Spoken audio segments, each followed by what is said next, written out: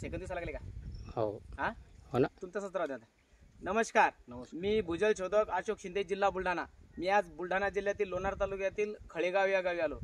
खळेगावच्या आमच्या मित्रांनी मला शेतकरी मित्रांनी मला बोलवल्यानंतर मी यांचं एक 5-6 एकराचा एरिया आहे.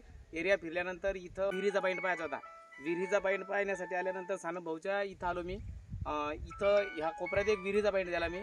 आणि जेमतेम हा जो विहिरीचा पॉईंट आहे हा 60 फुटापर्यंत चांगलं पाणी देईल. याला 27 फुटावर एक पहिला टप्पा लागल. त्याच्यानंतर दुसरा टप्पा जो 42 ते 45च्या मधात लागेल आणि 56 ते 54च्या मधात याला तिसरं पाणी लागेल. पण जेमतेम या विहिरीला 56 ते खाली गेल्यानंतर खोली द्यायसाठी 70 फूट जर विहीर झाली तर चांगलं पाणी लागेल.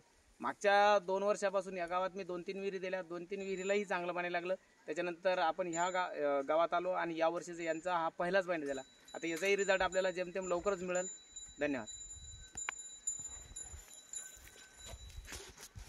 झालं ना.